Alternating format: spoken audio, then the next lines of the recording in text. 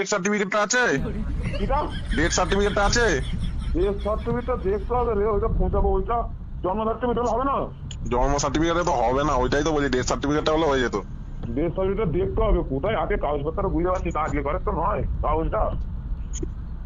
এমনি জন্ম সার্টিফিকেট আছে, ডেথ সার্টিফিকেট দেখতে হবে আমাকে। দেখ না একটুখানি খুঁজে, ওটা যদি হয় তাহলে আমি স্যারের সাথে কথা বলে দেখবো। ঠিক আছে, আমি দেখ। এমনি হবে না বলছে? এমনি তো তোর ইলেকট্রিক বিলের জন্য হচ্ছে না, বলছি ডেথ সার্টিফিকেটটা যদি হয় তাহলে একবার দেখতে পারে চেষ্টা করে। ডেথ সার্টিফিকেটটা নেই তোর? দেখতে হবে কাগজপত্র, আমার মা কোথায় রেখেছে। ডেথ সার্টিফিকেট কার নামে আছে জিজ্ঞেস কর। ডেথ সার্টিফিকেটটা কার নামে আছে? ডেথ সার্টিফিকেট বলতে আমার নামে। আমি হচ্ছি আমার নামে। ও আচ্ছা আচ্ছা, তোর নামে? তোর নামেই আছে? আমার নামই হবে। আর আমার ওই তো বাবা আমারই আছে। ওইটা নেই রে। ওইটা তুলতে হবে তো। ওইটা তুলতে হবে? হ্যাঁ, ওইটা লাগবে। ওইটা ডেথ সার্টিফিকেটটা হলে আর কি, হ্যালো। মানে হ্যালো।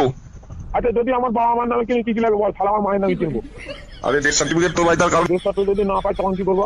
একটু খুঁজে দেখ না, আর কি করবি যদি খুঁজে না পাস, কি করা যাবে? বুঝবো বলতে বলছি না, ঘর যখন ভেঙেছিলাম সব কাগজপত্র উলট পালট হয়ে আছে। তাহলে পৌরসভা থেকে গিয়ে তোর নামে একটা বার করে নে না। আমার নামে হ্যাঁ পৌরসভায় গিয়ে হ্যাঁ, কাছে আমার কি হলো? পাড়ার লক্ষ্মীদের সাথে এমনি আমার ঝগড়া আছে না। কারণ তুই তো আমার সাথে কালকে আবার সকালবেলা আমি যাচ্ছি 10টার সময়। তোর নামে একটা বার করে নিবি।